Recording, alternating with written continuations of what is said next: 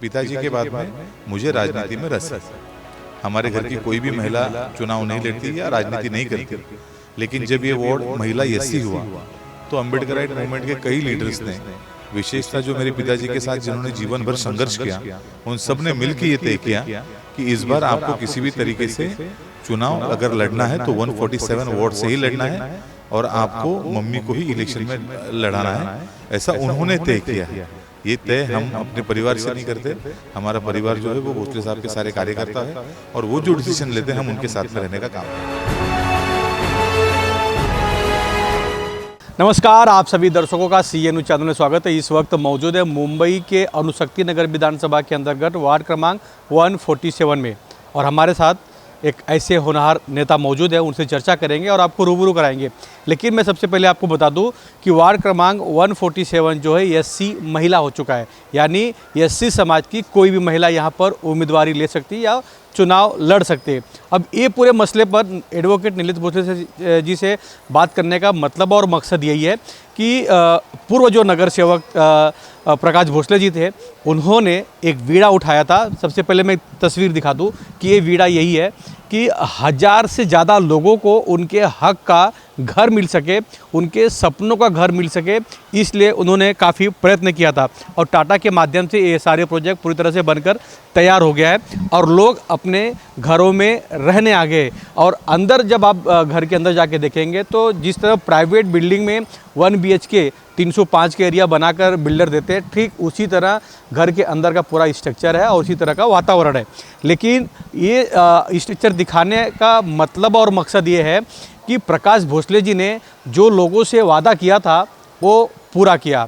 Public और जनता साथ साथ में प्रबुद्ध नगर के रहवासियों का कर्तव्य बनता है कि स्वर्गीय प्रकाश भोसले जी की धर्मपत्नी इस बार मुंबई महानगर पालिका चुनाव वार्ड क्रमांक 147 में चुनाव लड़ने जा रही है और मुंबई महानगर पालिका के चुनावी बिगुल भी बच चुका है। इसी मसले पर एडवोकेट नीलेश भोसले से चर्चा करेंगे। नीलेश भोसले जी, सबसे पहले तो आपको अभिनंदन कि आपने अपने माताजी को कैंडिडेट के रूप में महाविकास आघाड़ी से उतारा है। क्या कहेंगे इसमें? देखिए, 147 ये हमारे घर की सीट है। चुनाव हमारे परिवार से हमेशा हमारे पिताजी ने लड़ा है और हमारे पूरे परिवार में पिताजी के बाद में मुझे राजनीति में रस है।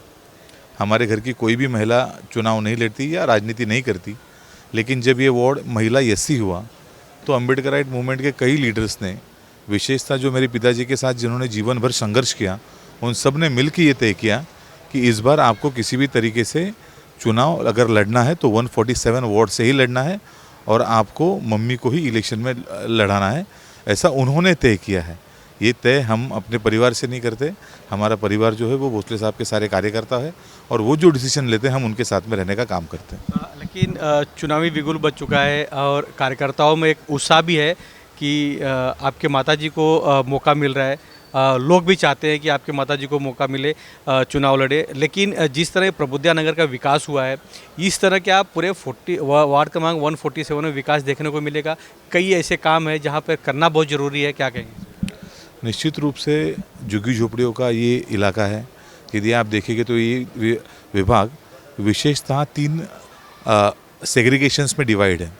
पहला पार्ट आता है इसमें जो सेंट्रलाइज कंपनीज़ है, टाटा रहेगा, HPCL, BPCL, RCF ऐसी कंपनीज़ है।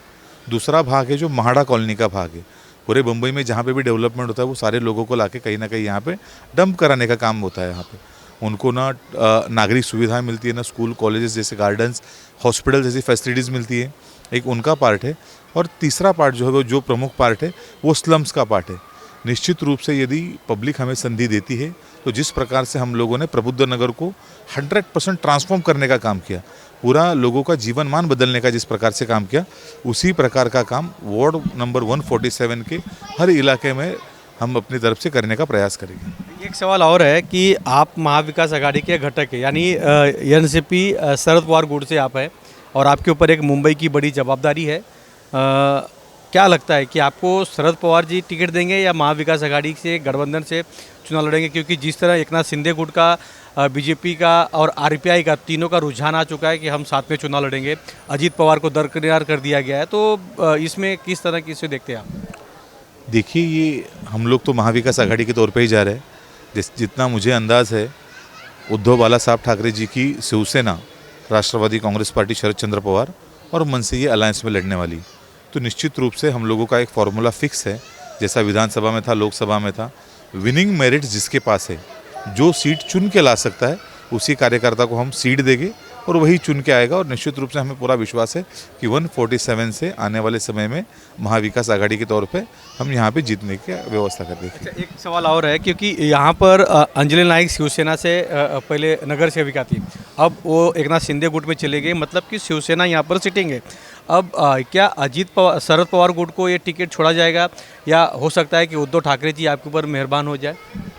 देखिए, मैंने आपको पहले भी कहा कि हमारा महाविकास आघाड़ी में एक फॉर्मूला एकदम क्लियर था। आपने देखा होगा कि पूरी मुंबई में एक ही केवल राष्ट्रवादी की सीट थी, जो ईशान्य मुंबई की लोकसभा की सीट थी। लेकिन जब फॉर्मूला फिक्स हुआ कि जिसके पास विनिंग मेरिट है उसको हम लोग को सीट देना चाहिए, तो हम लोगों ने राष्ट्रवादी कांग्रेस पार्टी की सीट संजय दीना पाटिल जी को शिवसेना से लड़ने के लिए कुर्बान कर दी।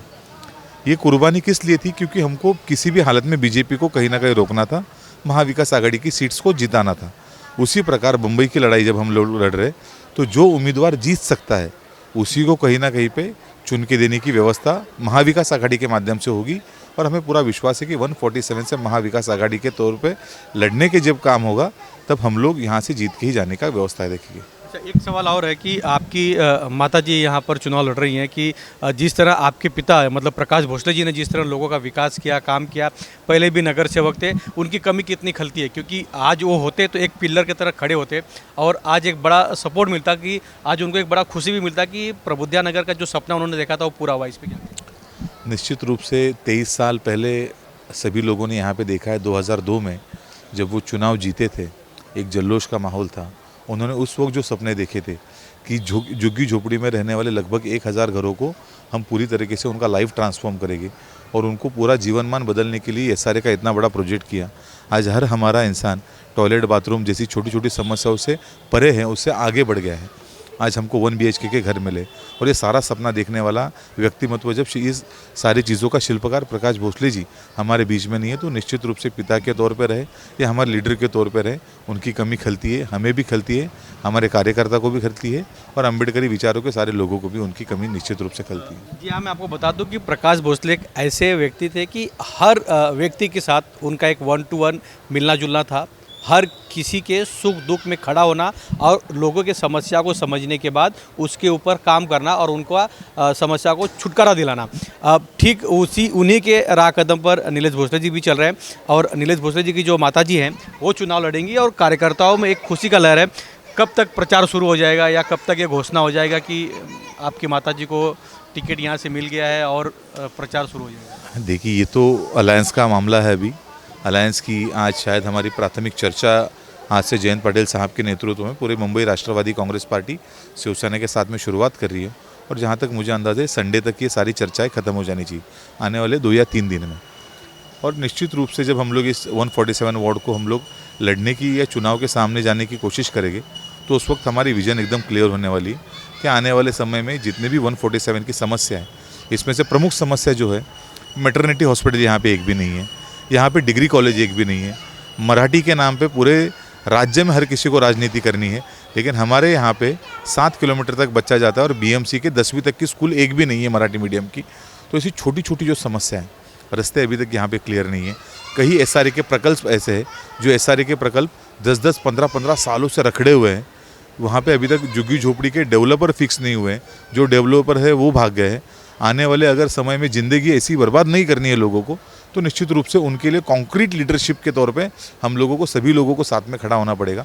उनके सपने जो उन्होंने देखे हैं उस सपनों को पूरा करना पड़ेगा, और उस विषय में निश्चित रूप से महाविकास आघाड़ी का एक बड़ा विजन लेके हम लोग आने वाले समय में चुनाव में आगे जाने वाले। जी हाँ, प्रकाश भोसले जी का जो सपना था वो नीलेश भोसले जी पूरा कर रहे हैं, और नीलेश भोसले जी और उनके परिवार ने साथ साथ में उनके जितने सहयोगी है, चाहने वाले, उन्होंने भी कह दिया कि भैया माता जी को यहाँ पर चुनाव लड़ाइए और उनको जिता कर देंगे। और एक बार फिर से ये तस्वीर जाते जाते दिखा दें कि इस लोगों का सपनों का जो घर है वो लोगों को मिल चुका है, और प्रकाश भोसले जी ने जो सपना देखा था वो पूरा हो चुका है। लेकिन एक सपना और हम सबको मिलकर पूरा करना होगा, क्योंकि मैं भी यहीं का रहवासी हूँ, इसलिए मैं भी लोगों से अपील करूँगा कि नीलेश भोसले की जो माता जी हैं चुनाव में खड़ा होंगी, उनको जिताने की कोशिश करें, उनके साथ खड़ा रहने की कोशिश करें, क्योंकि प्रकाश भोसले जी ने जो सपना देखा था वो पूरा हुआ। अब प्रकाश भोसले का जो बच्चा सपना है उसे पूरा करना है। कैमरामैन प्रवीण के साथ राज पांडे, CN न्यूज़ मुंबई, चेंबूर, अणुशक्ति नगर विधानसभा, वार्ड क्रमांक 147। पिताजी के बाद में मुझे राजनीति में रस है। हमारे घर की कोई भी महिला चुनाव नहीं लड़ती या राजनीति नहीं करती, लेकिन जब ये वार्ड महिला एससी हुआ तो अम्बेडकराइट मूवमेंट के कई लीडर्स ने, विशेषता जो मेरे पिताजी के साथ जिन्होंने जीवन भर संघर्ष किया, उन सब ने मिलकर ये तय किया कि इस बार आपको किसी भी तरीके से चुनाव अगर लड़ना है तो 147 वार्ड से ही लड़ना है और आपको मम्मी को ही इलेक्शन में लड़ाना है। ऐसा उन्होंने तय किया है। ये तय हम अपने परिवार से नहीं करते। हमारा परिवार जो है वो भोसले साहब के सारे कार्यकर्ता है और वो जो डिसीजन लेते हैं हम उनके साथ में रहने का काम करते हैं। CEN न्यूज देश प्रदेश की ताजा तरीन खबरों के लिए CEN न्यूज को सब्सक्राइब करें और रहें पल पल की खबर से हर पल बाखबर।